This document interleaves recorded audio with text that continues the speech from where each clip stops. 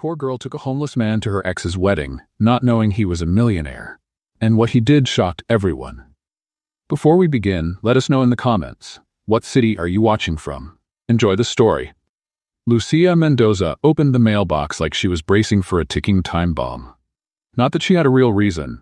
Most of her mail lately was either overdue bills or pizza flyers, but something in the air told her this wasn't going to be a good day. And she was right. Amid the crumpled papers and yellowed envelopes, there was an elegant invitation, with gold lettering and a satin ribbon that looked like it was picked just to irritate her. She didn't need to open it to know what it was. But she opened it anyway. Adrian and Rebecca invite Lucia Mendoza to join them in celebrating their dream wedding, Saturday 7 p.m. at the Bella Vista Hall. Lucia blinked, then blinked again. Didn't help.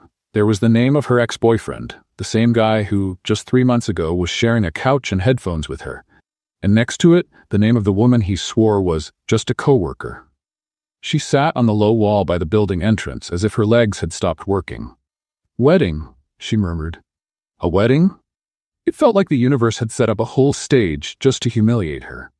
First the breakup, with that tired speech about needing to find myself. Then the Instagram pictures showing Adrian finding Rebecca at some resort pool. Now, an invitation to watch them get married? At Bella Vista Hall, no less? The place she dreamed of getting married in since she was 15? Lucia jumped up. She stormed back to her apartment, tossed the invitation on the kitchen table, and stared at it like it had just insulted her. He's going to see. I'm going to that wedding, and I'm taking a date who'll make Rebecca trip over her heels. She had no idea who this date would be.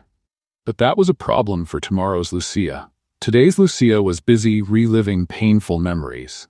In the hours that followed, Lucia did what any reasonable person would do. She opened a box of chocolates, put on a romantic comedy, and pretended she wasn't silently planning a social revenge mission. But as the credits rolled and the sugar started to make her sick, a crazy idea began to take shape. She didn't need a real boyfriend. She just needed someone who looked better than Adrian. Tall, mysterious, maybe someone who looked like he'd been to Europe, or at least knew how to wear a suit. The problem? Lucia didn't know anyone like that, and she definitely didn't have the money to hire a handsome extra. The next day, after another failed attempt to get her old job back, and a reminder from her mom that revenge doesn't put food on the table, Lucia went for a walk. She didn't know where she was going. She just needed some air. That's when she saw him. Near the entrance of a fancy restaurant, a man was sitting on the ground, leaning against the wall. His hair was messy, his beard unshaven, and his jacket was way too worn for the warm weather. But somehow he seemed calm. He watched people pass by like he was observing aliens in a documentary. Lucia slowed down. Something about him caught her attention. He wasn't holding out his hand, asking for money, or looking sad. He was just watching, with the eyes of someone who'd seen too much to act surprised anymore. She stopped. "Hey, you okay?" The man looked at her. Slowly, with a peaceful expression. His eyes were blue, intense, but not proud. "Depends on what you call okay," he replied, his voice rough, deep, almost teasing. Lucia laughed, surprised by the answer. "You've got no shoes? And you look like you lost your way home." "I lost more than that," he said with a shrug. "But now I'm just enjoying the quiet." "Got a name? Do you remember it?" He hesitated. For a moment, he seemed to weigh his answer, like he was choosing which version of the story to tell. "Dylan." Lucia smiled. "Dylan, huh? Sounds like a soap opera character. And you sound like a reporter looking for a headline to get promoted." She let out a laugh.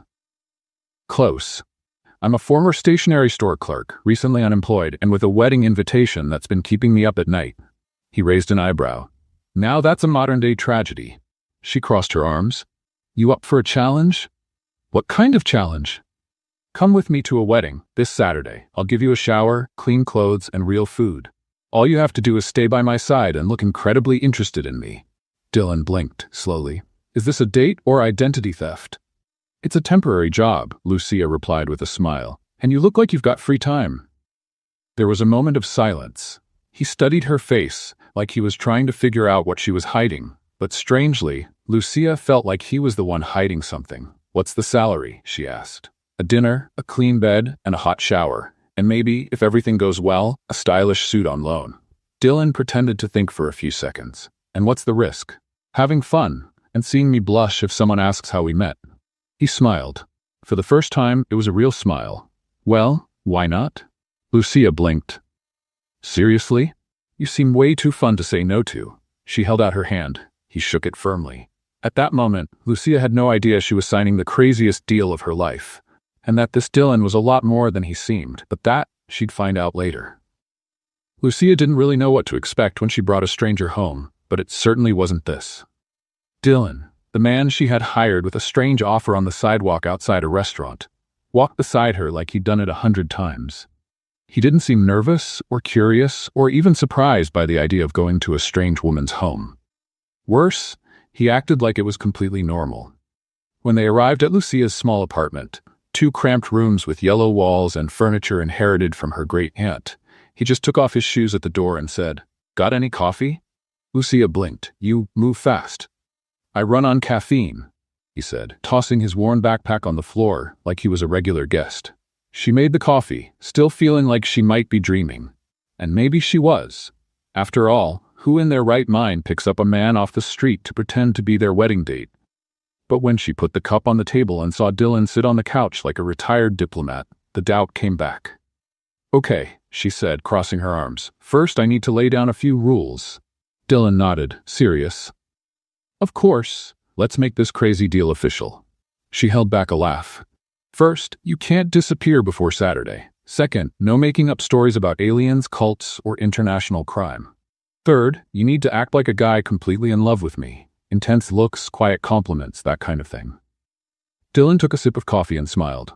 "Is this an acting test or an emotional trap?" "It's social survival. I need to show that I'm fine, that I've moved on, you know." "The idiot who sent you a wedding invitation?" he asked casually. Lucia frowned. "How do you know that?" "You told me yesterday, remember?" She didn't, but she let it go.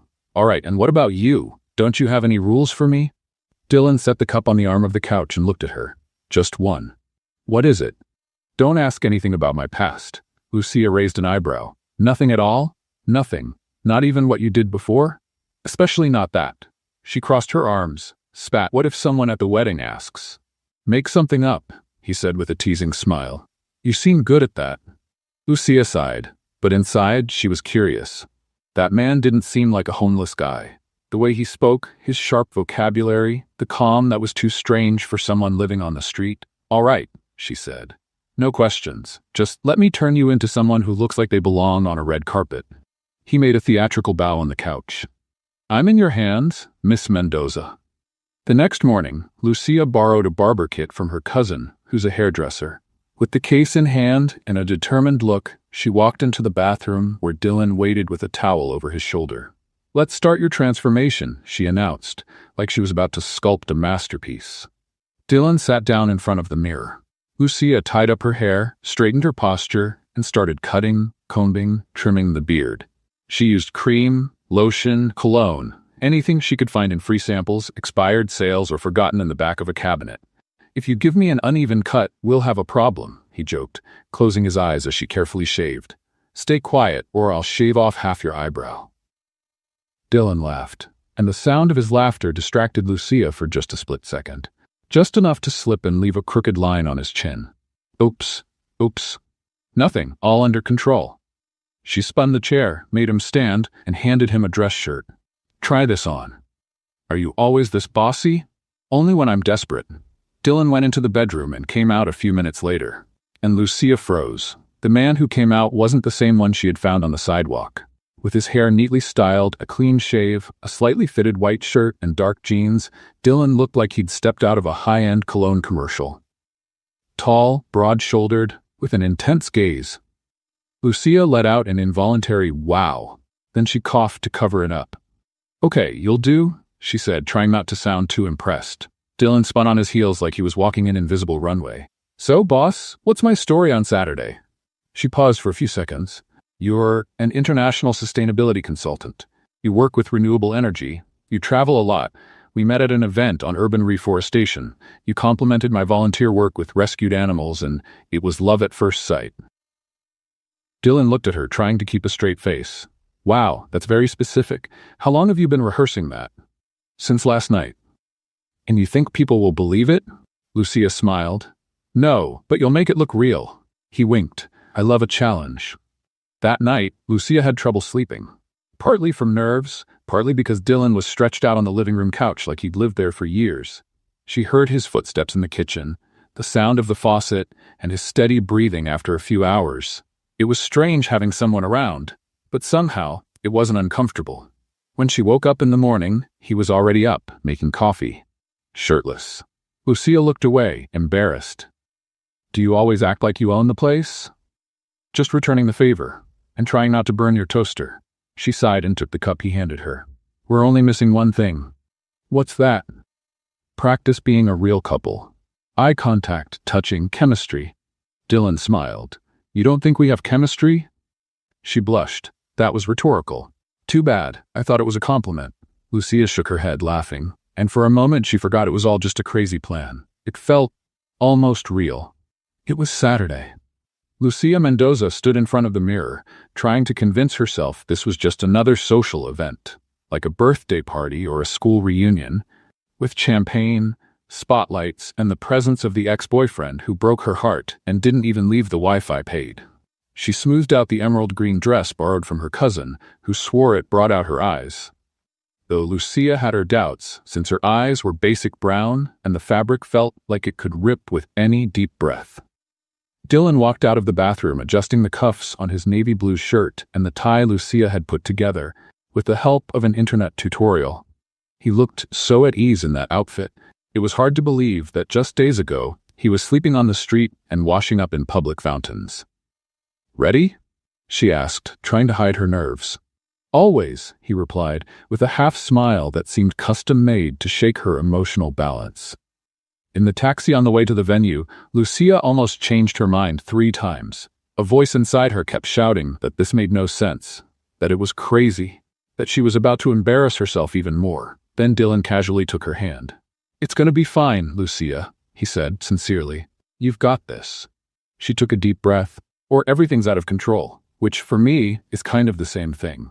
The Bella Vista Hall was lit up like a movie set. White curtains, flowers hanging from the ceiling, soft music, and waiters moving with trays like dancers.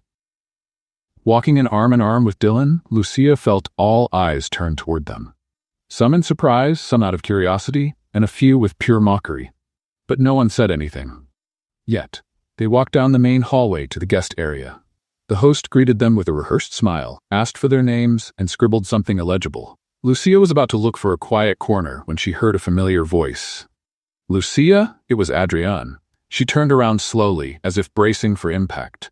There he was, in a flawless suit, hair perfectly styled, and that same expression like he thought the world revolved around him. "Wow," he said, looking at Dylan. "Didn't expect to see you here."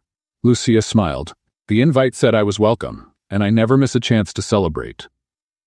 Someone else's love. Dylan gave Adrian a firm handshake. "I'm Dylan, Lucia's partner." Adrian seemed to choke on his own breath. "Partner? Like boyfriend?" Dylan looked at Lucia and winked. "Something like that." "We met at a sustainability event," Lucia added. "He works with urban reforestation, an ecologically passionate soul." Adrian blinked, confused. He didn't seem to know whether to laugh or get annoyed. "Interesting," he said. "Lucia, Rebecca's gonna love seeing you. She's always admired you." Admired or envied? Lucia thought, but she smiled. "I can't wait." They sat at a table near the dance floor. Dylan acted like he was used to events like that. He knew how to use the silverware, made quiet compliments about the menu, and even chatted with a couple of business people about sustainable investments, with a confidence Lucia definitely didn't expect. "Where did you learn all this?" she whispered between bites. "On YouTube," he replied, not changing his tone. She laughed, but she wasn't sure if he was joking. When the music stopped, everyone turned to the main staircase.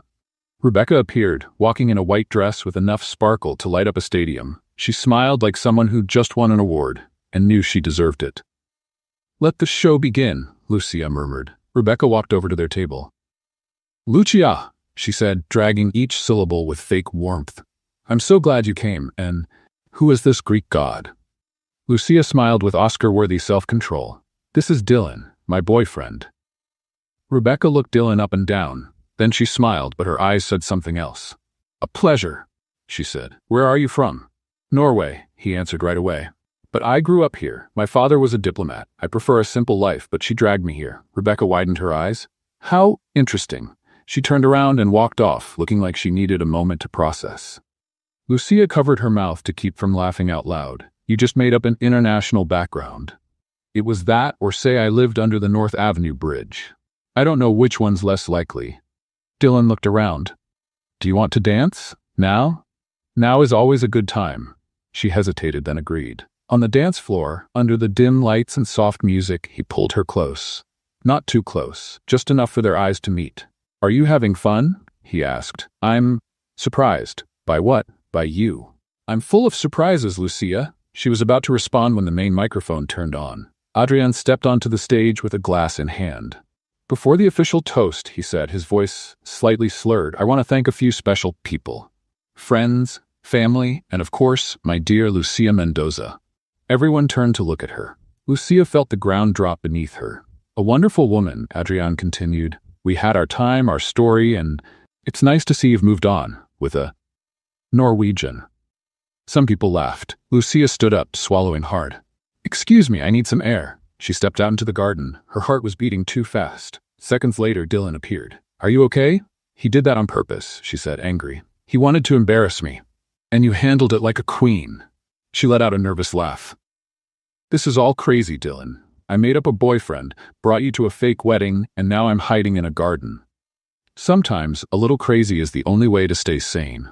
She looked at him. He was so close, so calm, so far from the mess she'd made.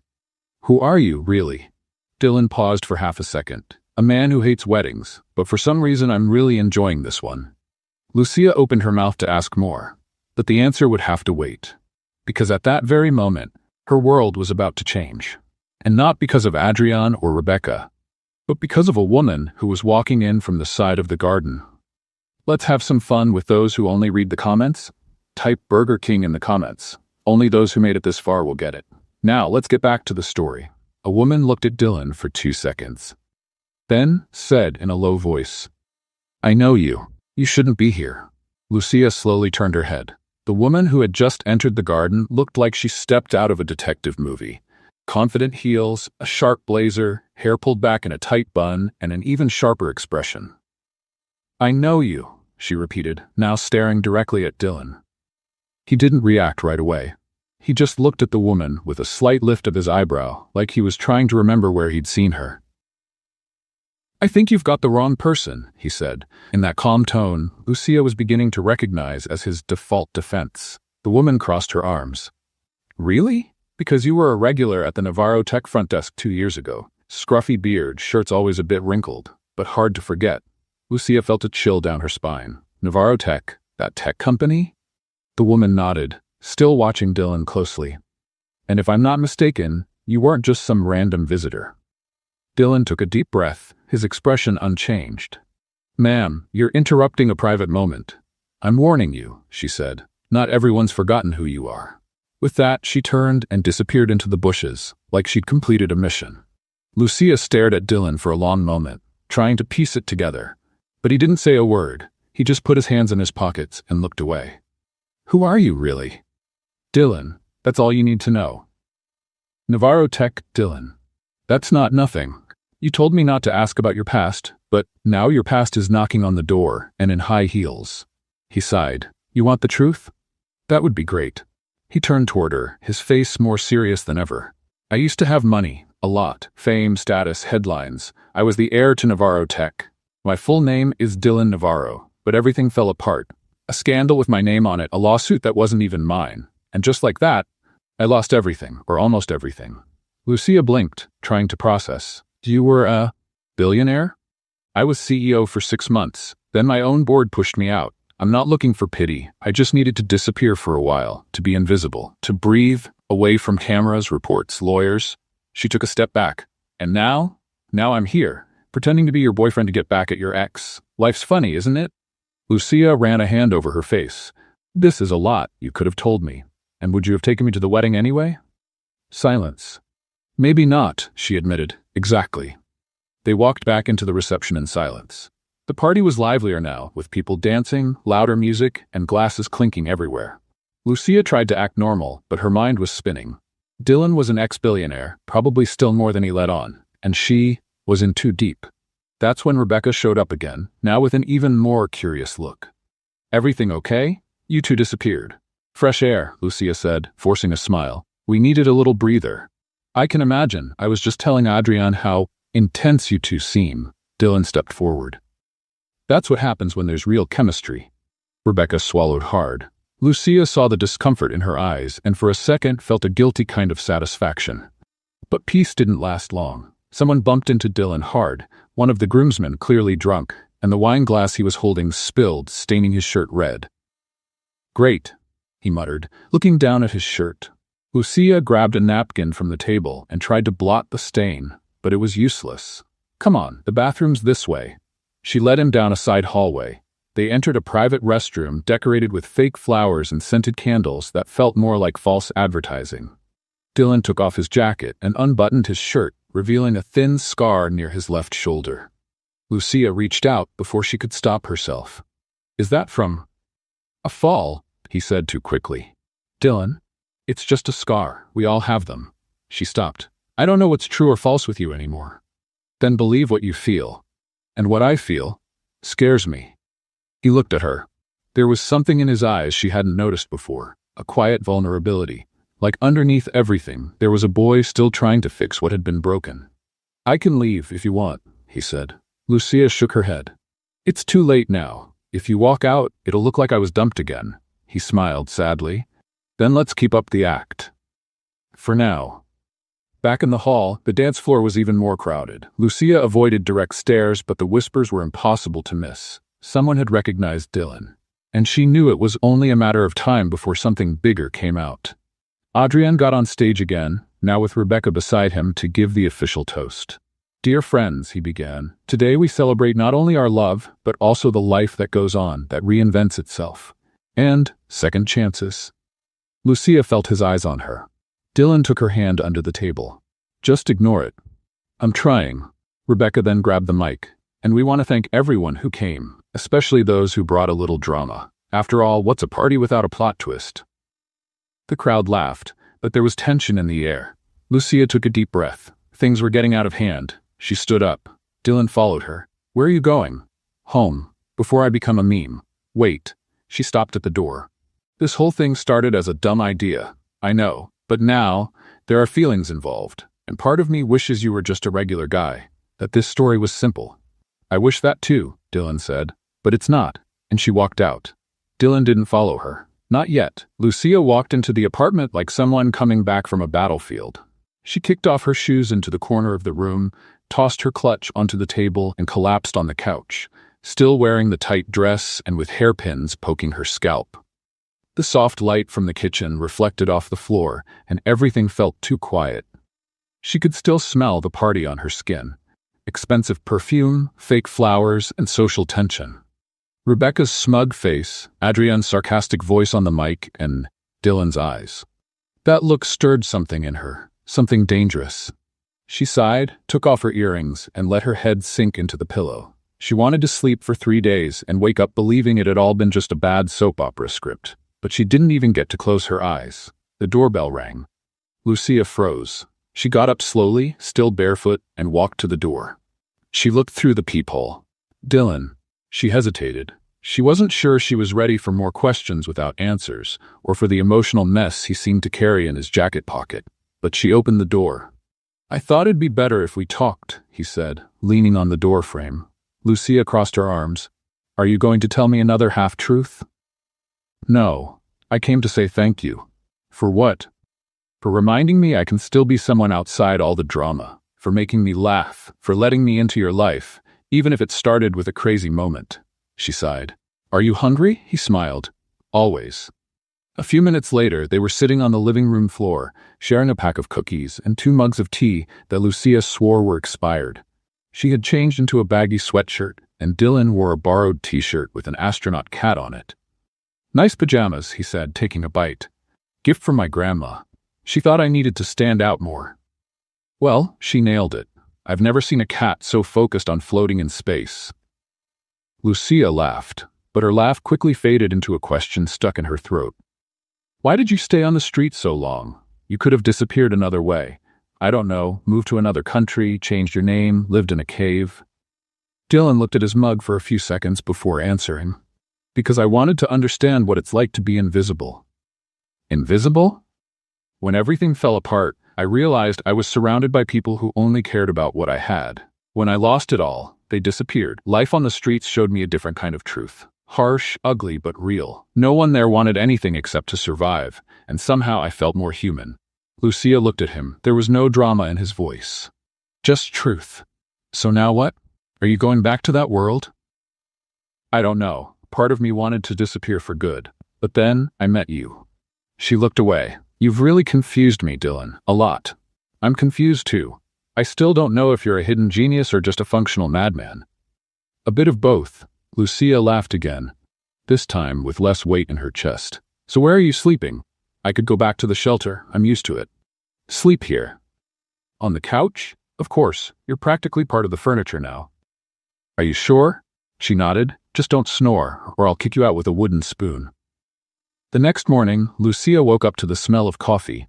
She stretched, shuffled her feet to the kitchen, and found Dylan in an apron, which was odd considering she didn't even know she owned one. I made coffee and toast. Are you in a commercial now? Just a grateful man with basic survival skills. She took the cup. So now we're, what? Partners in crime, he said with a smile. And how long are you staying?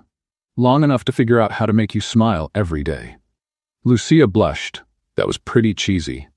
I'm adjusting. But the peace didn't last long. That afternoon, on her way back from the store, Lucia noticed a black car parked across the street. A man in a suit sat inside, wearing sunglasses and talking on his phone. She walked faster, trying to ignore it, but something in her gut tightened. Once inside the building, she looked out the window. The car was still there. Later, she told Dylan. His smile vanished instantly. Was it a black sedan, dark windows? Yes. Why? This might be complicated. Dylan.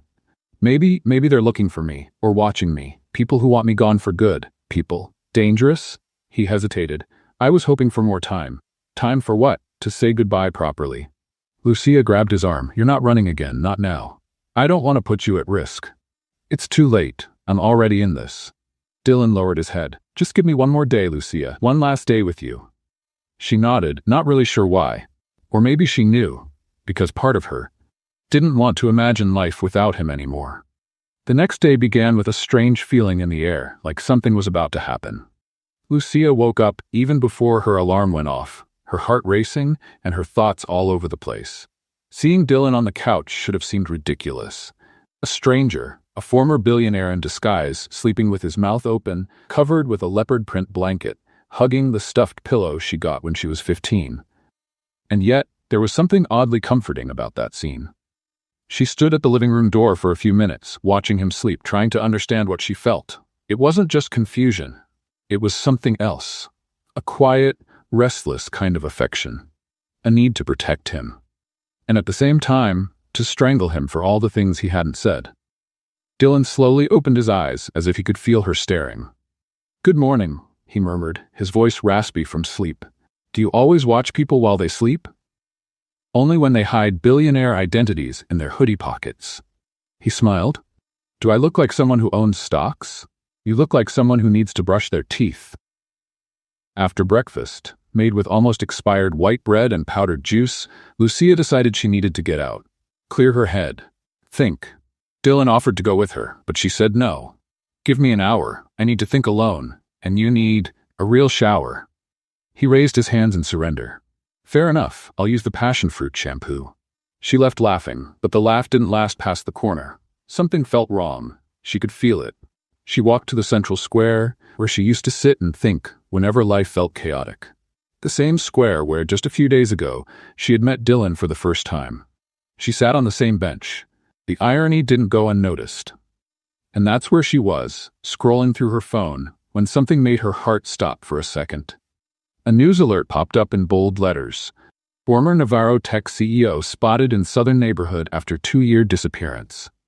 The attached photo was distant and slightly blurry, but unmistakable.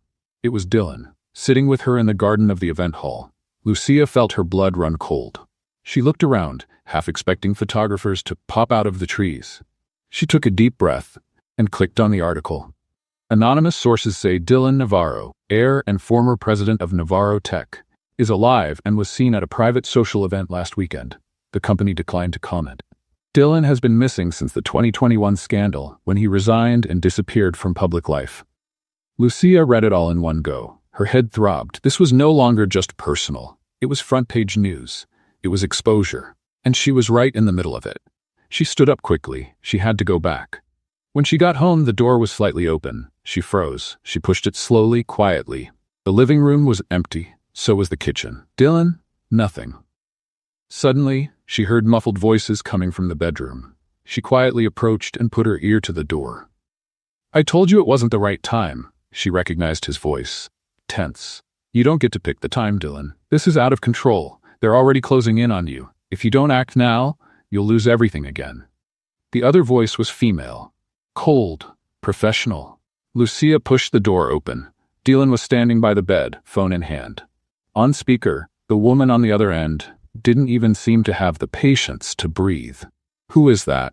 Lucia asked. Dylan hung up immediately. "It's not what it looks like." "Oh, great, because it looks like you've been hiding in my apartment while your name is all over the internet and some mystery woman is trying to run your life from afar. She's my legal advisor. She's trying to keep the media off my back." Lucia crossed her arms. "And when were you planning to tell me?" "I was going to tell you today." "Of course. After lunch? During the soap opera?"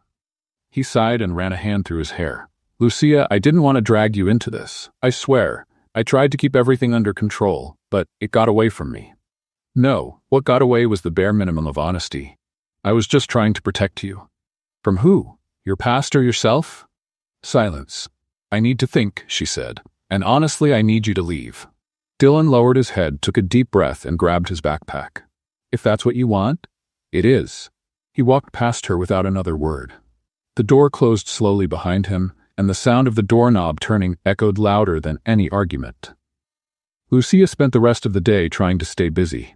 She did laundry, cleaned the bathroom, and rearranged the kitchen silverware in alphabetical order.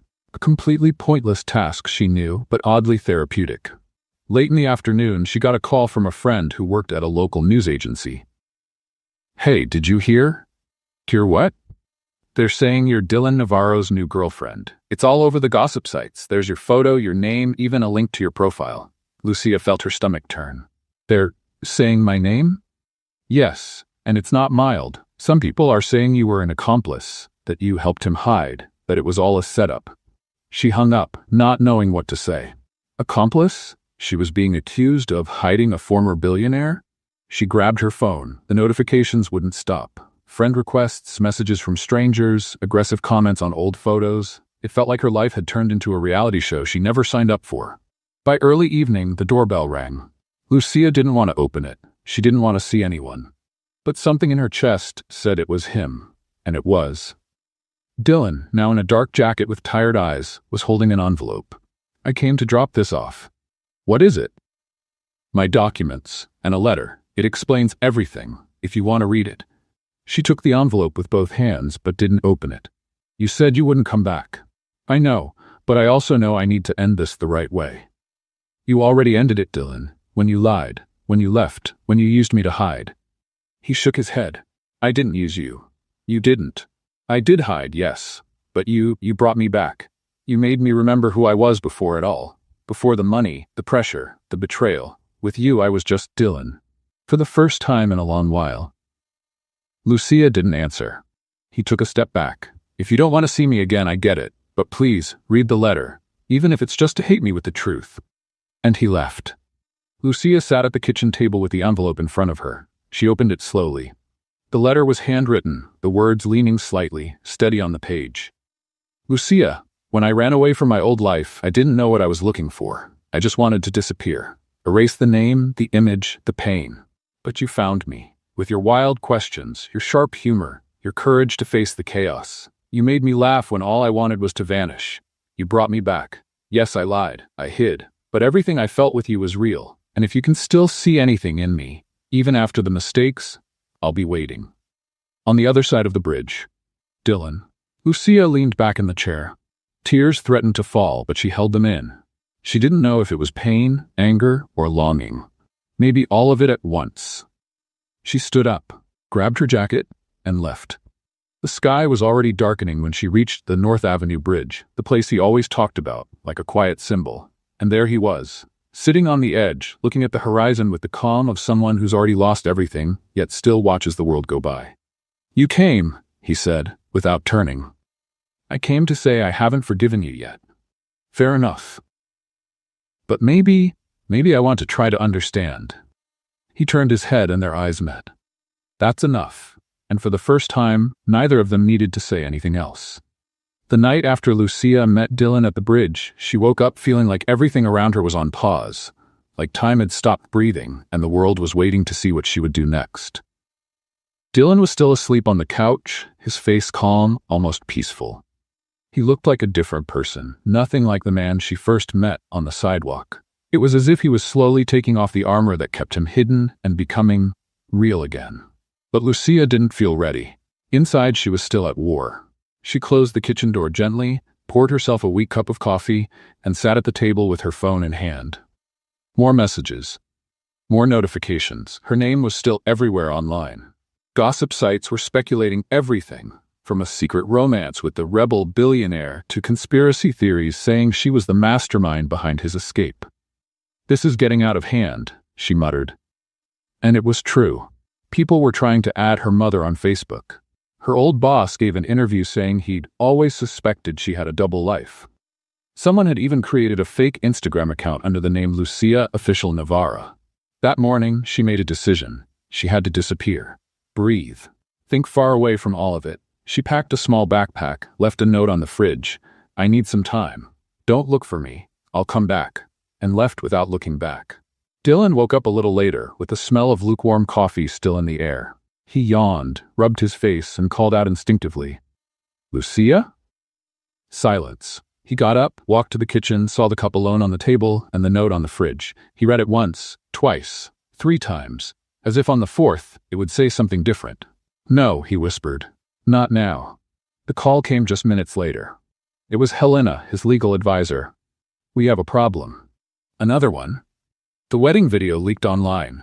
One of the groomsmen posted it in his stories and it got shared. "The media already knows you're with her, and she's gone." "I know. Dylan, this is serious. You're walking a fine line between staying under the radar and becoming an international scandal. If Lucia isn't found soon, the authorities will assume the worst." "You think she ran away from me?" "I think she ran away from what this all became, from the weight you carry, from the spotlight." He pressed the phone against his ear. "I'll find her." "How?" "The same way she found me." On the other side of the country, in the small village where her grandmother was born, Lucia sat on the porch of a modest house, surrounded by plants, cats, and silence. Aunt Rosa, who had taken her in without asking questions, served her lemon tea and said things like, "Life only rushes when we try to slow down." Lucia had turned off her phone. She didn't want to see more headlines, messages, or questions. She needed to remember who she was before it all. Before the fancy dress, before the crazy plan, before Dylan. She needed to know if there was still a Lucia inside who wasn't tied to the word scandal. Every day, she walked to the church square and watched the older men play dominoes. Sometimes she'd write scattered thoughts, memories, and phrases in a spiral notebook. And she tried hard not to think about that crooked smile. That deep voice telling her she had brought him back. But she couldn't help it. Dylan was in everything. In the clouds, in the songs, in the little gestures. And even far away, it felt like he was still by her side. Meanwhile, Dylan did what he did best. He investigated. He found old photos of Lucia with her grandmother, searched Aunt Rosa's name in public records, and in less than 24 hours, he knew she had relatives in a village 300 kilometers from the capital. But he didn't take a helicopter or a luxury car. He went by bus, just like she would. He got off at a dirt road station with a backpack and a borrowed hat to avoid being recognized. He walked through the simple streets, asking about a short girl with wild hair who talks to herself while walking. Finally, an older woman pointed to the house with lavender pots on the porch. "There, but take it slow. That girl's got a bruised heart." He thanked her and walked up. Before he could knock, the door opened. Lucia looked at him in silence. "How did you find me? You taught me how to look." She looked away. "You should be hiding. You're taking a big risk coming here." "I've already risked everything. One more thing won't change much. Dylan, please let me speak. She nodded slowly. I know I made mistakes. I kept too much from you, dragged you into a storm you didn't ask for. But even with all the chaos, every moment with you was real. You lied. I lied about who I used to be, but not about who I am with you. Lucia took a deep breath.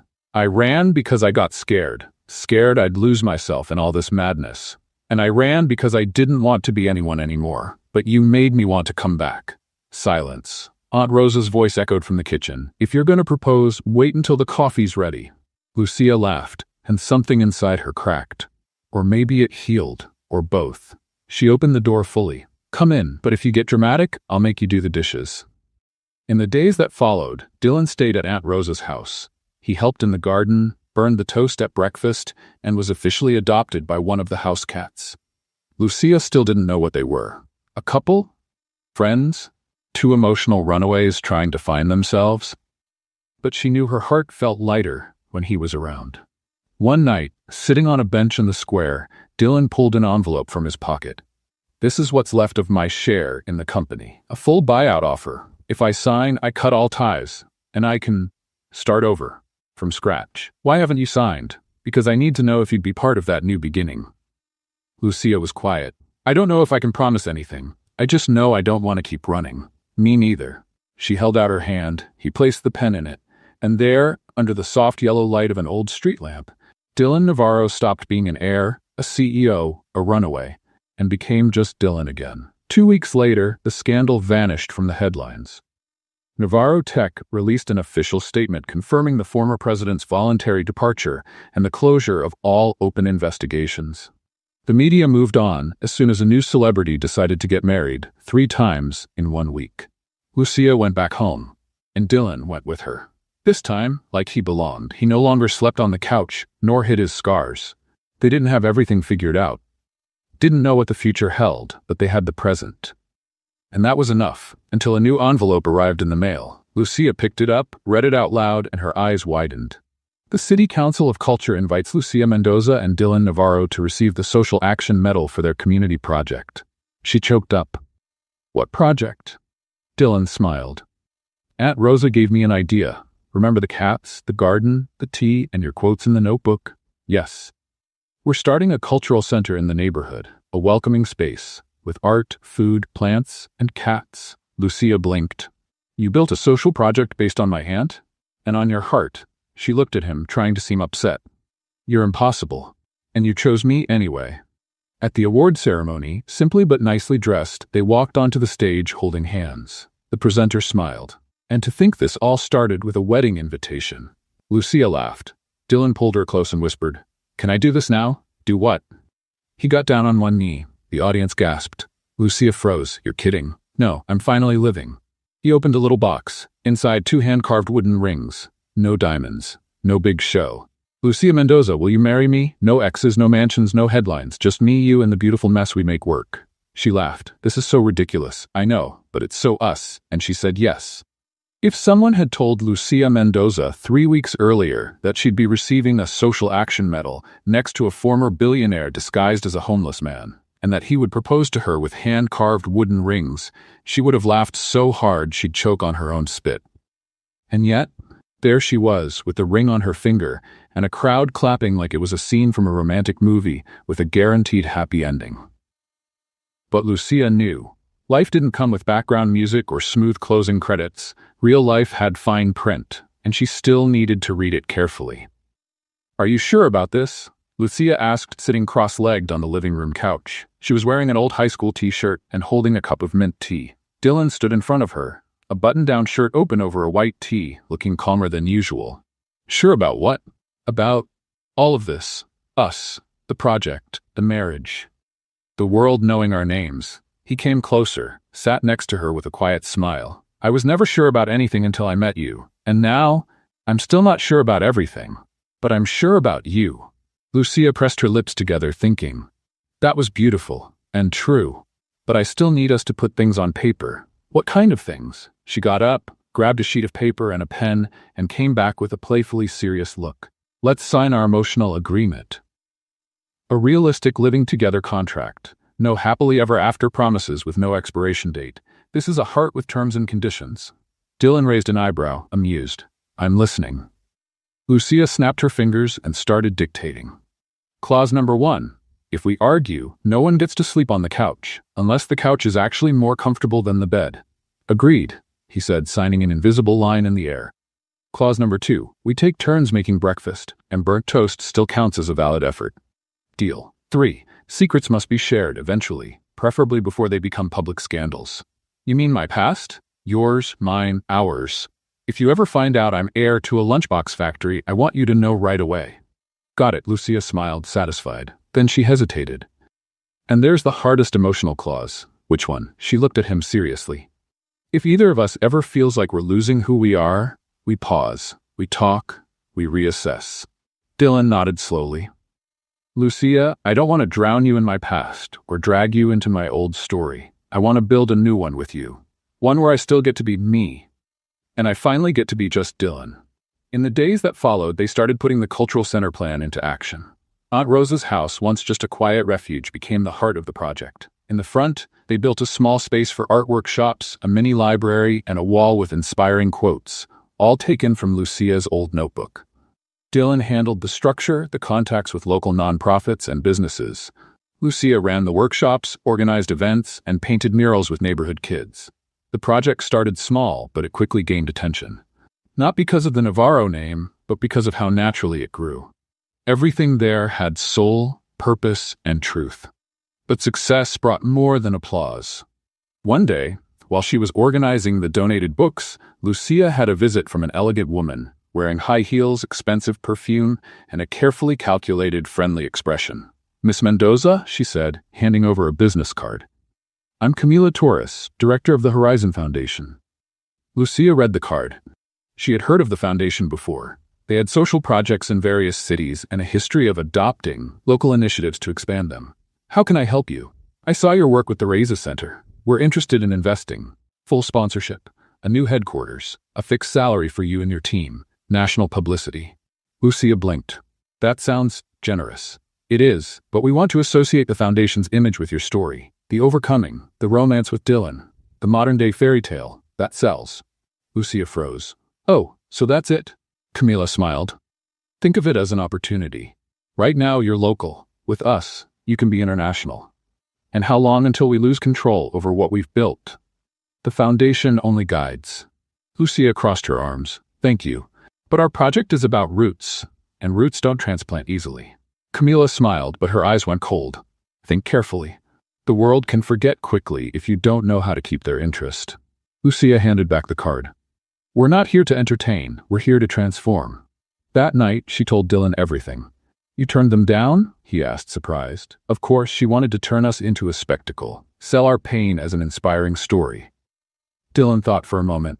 Can I be honest? You should. Part of me was tempted. Lucia nodded. Me too. But only for a second. Then we're on the same page, and on the same contract. One afternoon, during one of the workshops, a girl named Bia asked, Aunt Lucia, are you and Uncle Dylan really going to get married? Lucia laughed. Why do you ask? Because you argue with him like my mom used to argue with my dad, before they got married. Lucia choked on the crayon. And how are they now? Separated. Oh, Bia, but happy. Lucia looked at Dylan, who was handing out books in the corner of the room. He smiled from afar, and she felt a warm tightness in her chest. Maybe happiness wasn't about contracts or ceremonies, but about moments like these. Simple, true. A few days later, Dylan surprised her with a dinner in the backyard. String lights, a table with food he made, or almost. The rice was from Aunt Rosa, and soft music in the background. What's this? Lucia asked, a reminder that even without a mansion, yacht, or red carpet, we can have luxury. True luxury, like hearing your laugh without interruptions. She laughed, as if following the request. Then he pulled out a folded piece of paper from his pocket. I made a contract too. Lucia raised an eyebrow. Really? He opened it and read. Clause 1.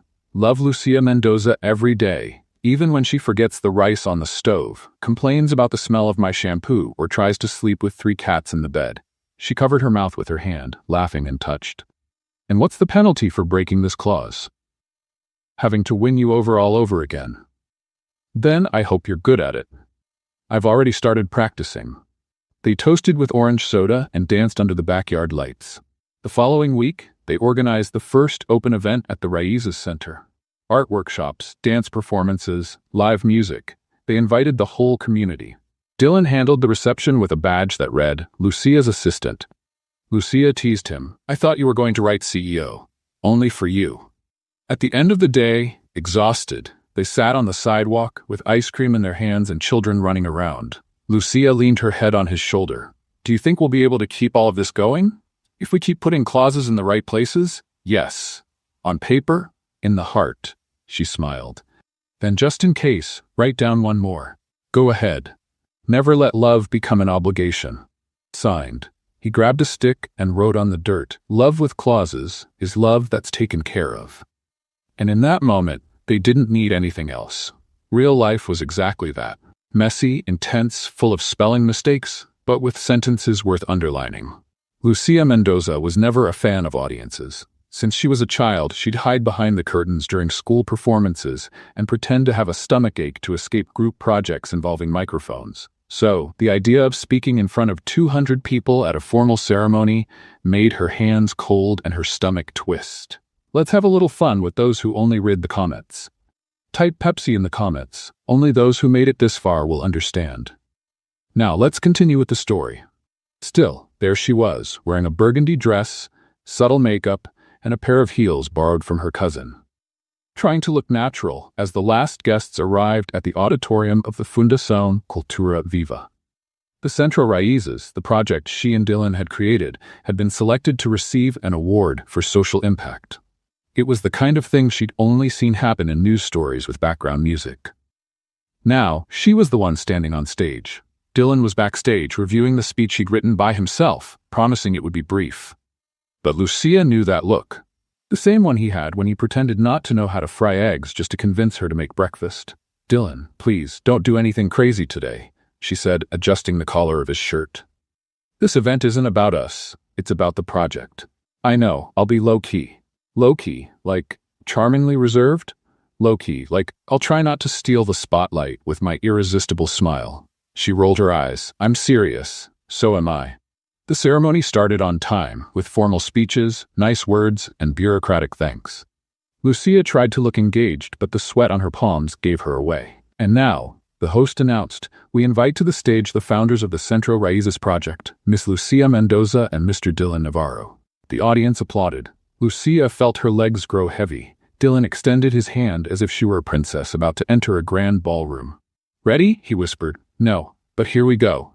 They climbed the stage together. The applause stopped. Lucia stared at the crowd, the microphone, the lights, and froze. Dylan, noticing, smoothly took the lead. Good evening.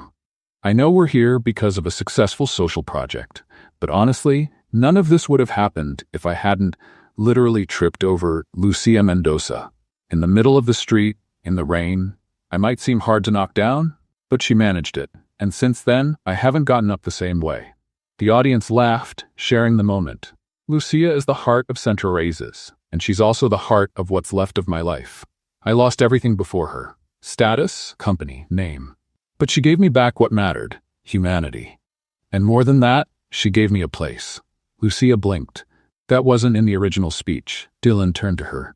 And since we're here with so many people who've supported us, I want to take this moment to say something I've been rehearsing for days. Her eyes widened. Dylan, no, but he had already kneeled. A whisper ran through the crowd like an electric breeze. Lucia froze. Lucia Mendoza, he said, holding the microphone and looking into her eyes, would you give me more than just your talent, your laughter, and your patience with my bad jokes? Would you give me the chance to be yours forever?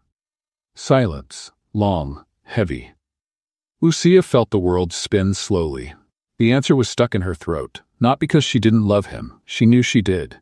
She loved Dylan with a silent intensity, the kind that makes you rethink everything you're sure about. But there, in front of everyone, with cameras, phones, flashes, she felt the weight of a new fear. The fear that this wasn't just love but expectation, pressure, image. She took a step back. I'm sorry, she murmured and left the stage. The audience held its breath. Dylan stayed kneeling for another second, then stood up, saying nothing. The host tried to recover the mood with a joke about live emotions, but the awkwardness was already apparent. Lucia didn't know how she got home. All she knew was that when she walked in, she threw her shoes far away, unbuttoned her dress in the hallway, and collapsed onto the bed with her head buried in the pillow. She felt like a monster. Dylan's face replayed in her mind in a loop. Surprised, hurt, yet still kind. Why had she done that? Maybe because she was still trying to figure out where the project ended and life began. Or maybe because everything felt like it was moving too fast. Or perhaps because she knew herself well enough to know she needed time to think before taking such a big step. But none of that erased the pain. Or the guilt. Hours later, her phone buzzed with a single notification. Dylan, I won't ask for answers. I just want you to know I'd still choose you, even without certainty. She didn't reply. She couldn't.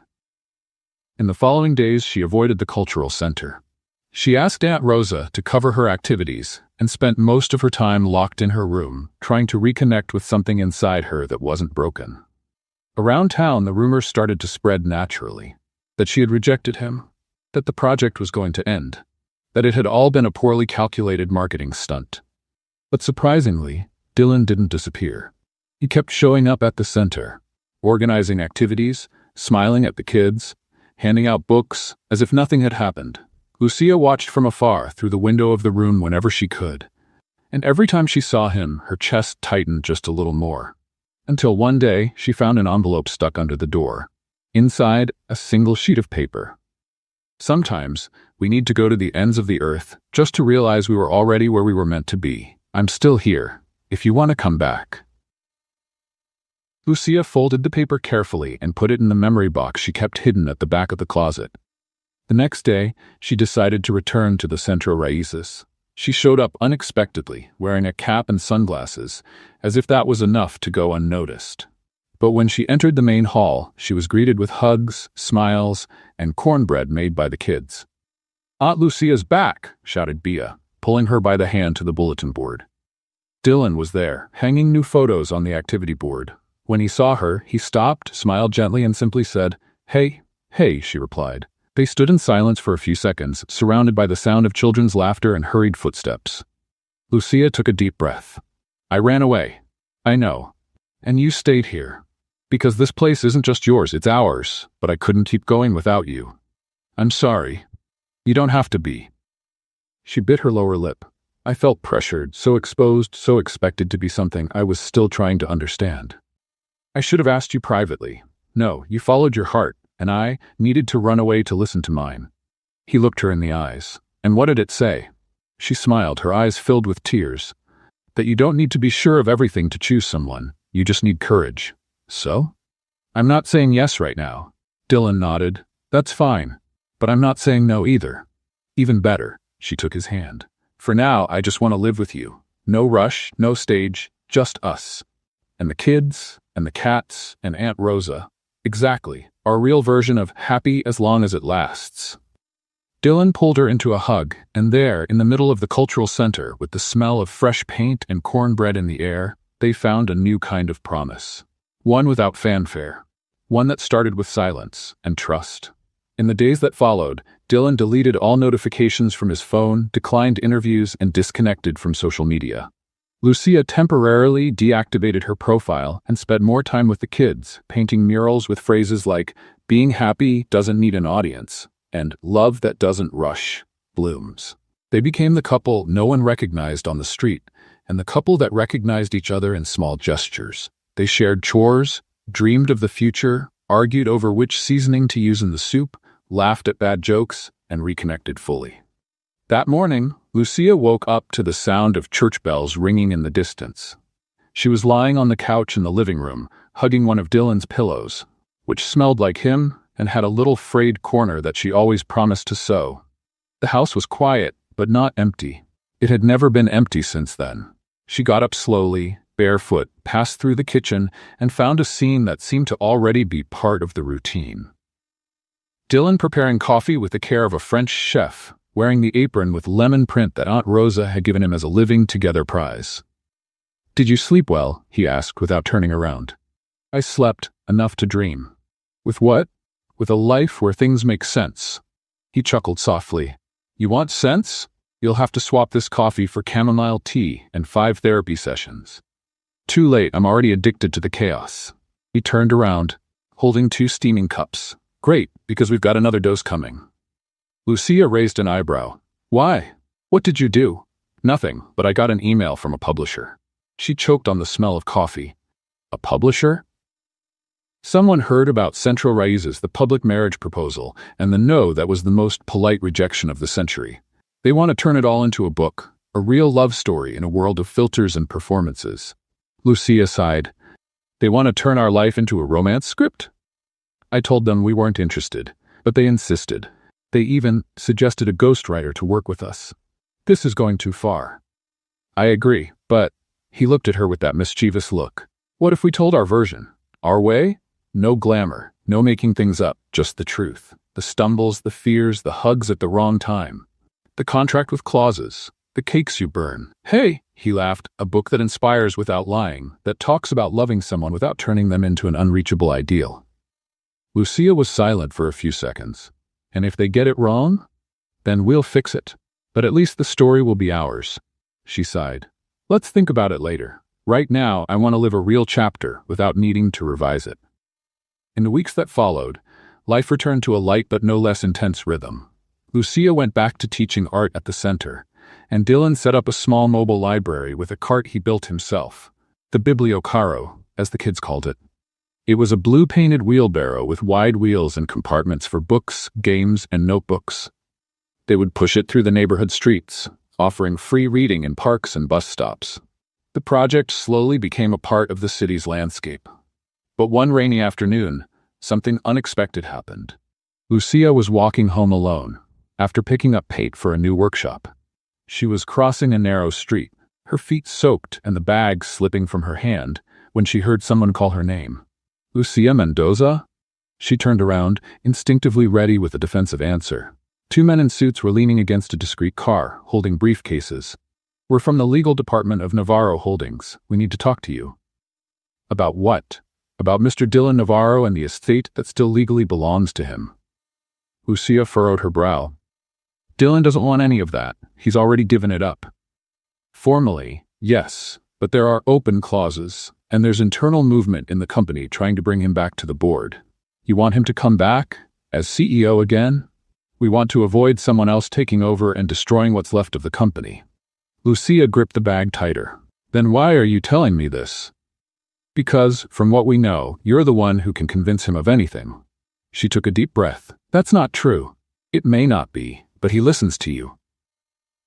Lucia spent the whole night turning the situation over in her mind. She didn't want to drag Dylan into it, but she also knew that if she didn't say anything, she might regret it later. He deserved to make the decision himself. The next morning, she told him everything. Dylan listened attentively without interrupting. They said that? He asked at the end. That I should go back to the company? That you could save it. Or watch it be destroyed by people who only care about profit. He stood up, walked to the window, and stood silent for a few minutes. I don't know if I can go back, he said, finally. That place, there's so much that hurt me. But there's also so much of what you built. He turned around, hesitant. Do you think I should? Lucia approached slowly. I think you should choose based on what you feel, not what you think you should do. And if I want to try, then try. But do it for yourself. And know that, no matter what happens, you're not the same man you were before. You're the Dylan who carries books in a blue cart and fights with cats for space on the couch. He smiled. And you? I'll be here, taking care of the kids, the paints, and the mess we leave behind. Dylan left the following week. He didn't take a suit or a tie. He only took his direct approach, his steady gaze, and the conviction that he could, yes, participate in what he once helped build, without losing himself in the process. Lucia saw him off at the bus station. The goodbye was brief, without tears. When will you be back? When it's over. That's vague. I know. Are you scared? I am, but I'm more afraid of not trying. Then go, and come back whole. During his absence, Lucia kept herself busy. She organized workshops, set up a new bulletin board with collages made by the kids, replanted the center's gardens, and started writing about the days. About everything. Not like a journal, but like a map, a trail, something Dylan could follow back. He called every night. He told her about the meetings, the reactions, the surprises. The company was in crisis, but the board was divided. There was resistance, but also hope. I think they want change, they just don't know how to call it. Call it real life, she answered, and show them you don't need a tie to be heard. After 11 days, Dylan came back. Lucia waited for him at the bus stop, with the Bibliocaro parked beside her. So, she asked as he stepped off. He smiled, tired but at peace. I'm not going back as CEO, but I agreed to be a mentor to the new director, and I'll oversee the transition, from afar, the way I believe in. And they accepted. After a lot of insistence, I showed them the reports from the Centro Raíces, the stats, the impacts. They finally understood that success isn't just measured by profit. I always said you were good with words. I just repeated what you taught me. That night, they celebrated, with poorly cut pizza and soda in glass cups. They laughed at the kids trying to perform magic with cardboard and were moved by the presentation of certificates to the teenagers who finished the first photography course. Lucia sat next to Dylan by the courtyard mural. I think we're ready. For what? For the final chapter? Do we still have one? Just one. And what happens in it? Lucia smiled. You'll find out tomorrow, but I can give you a little hint. There will be confetti, cake, and maybe a cat dressed in a suit. Sounds promising? And ridiculous. Our kind of ending. They hunt. The city woke up restless, not because of political news, not because of business scandals, nor because of the weather forecast that had been wrong once again. It was a different kind of buzz.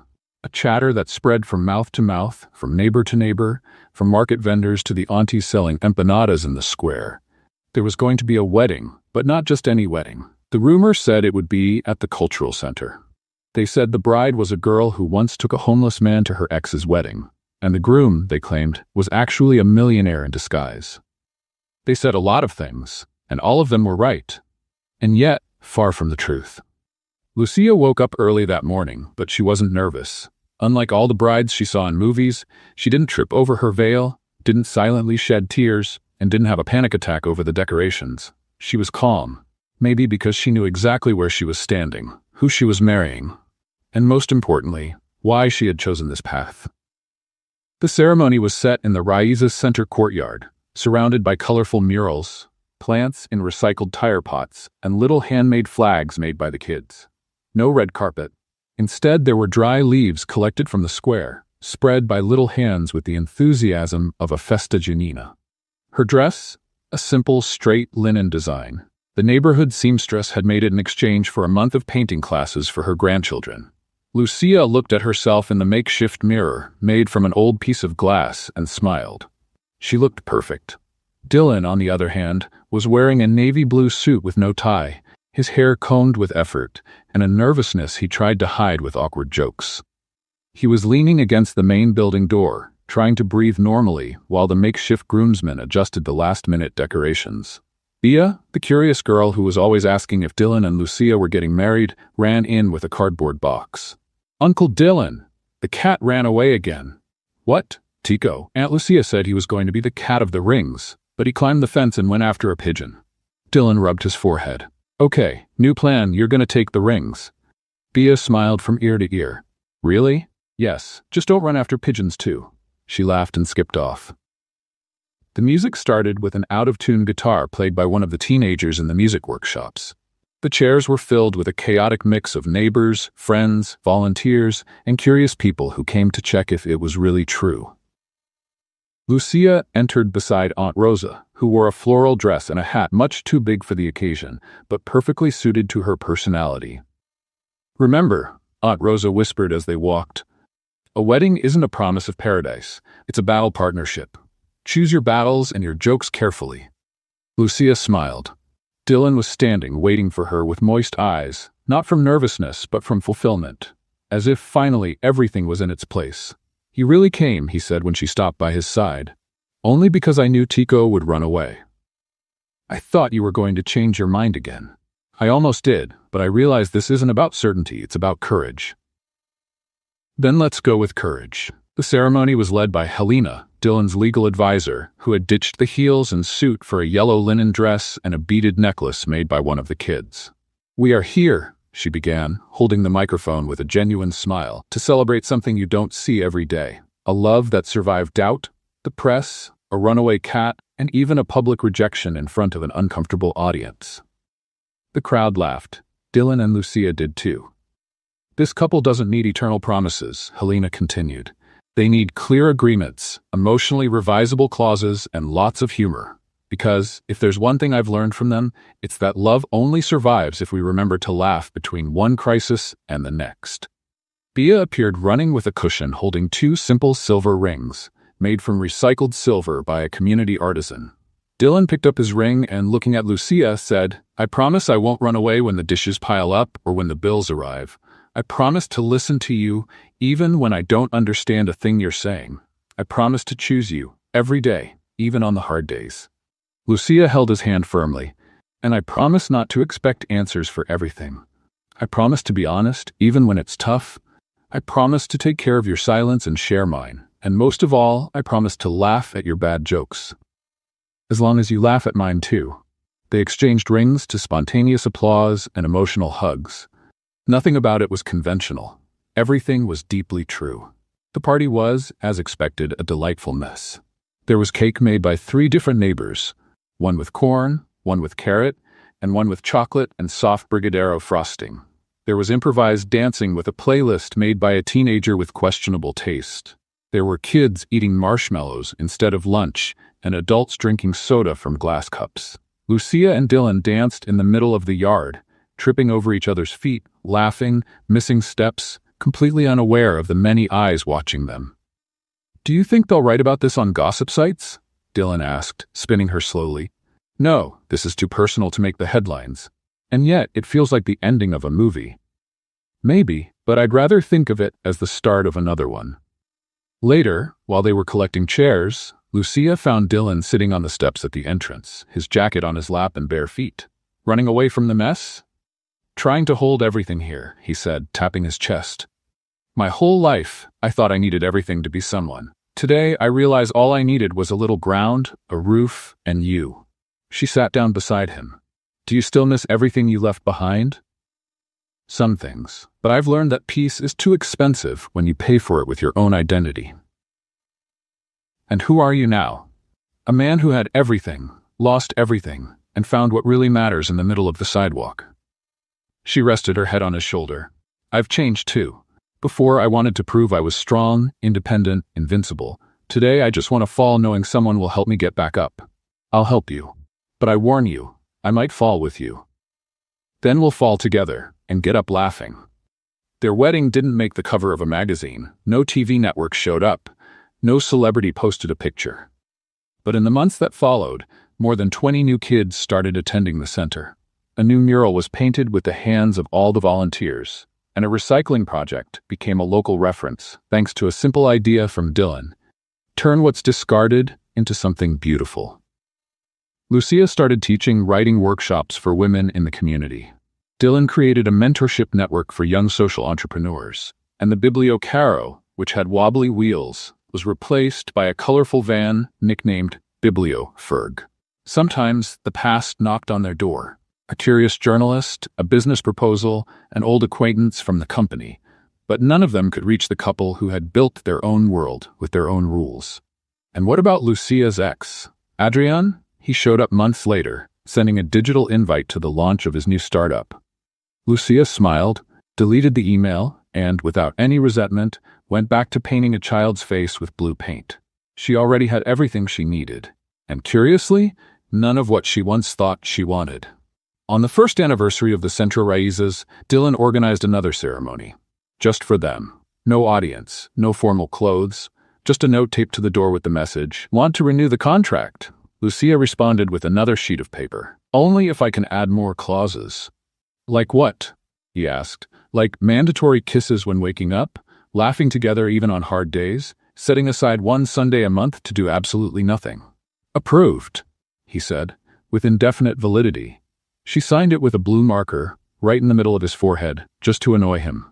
And he laughed, like someone who knew he had won all the battles that truly mattered. What did you think of Dylan and Lucia's story? Share your opinion in the comments. On a scale from 0 to 10, how would you rate it? Don't forget to subscribe to the channel and hit the notification bell to follow all our stories, and feel free to check out more touching stories by clicking here at the end screen.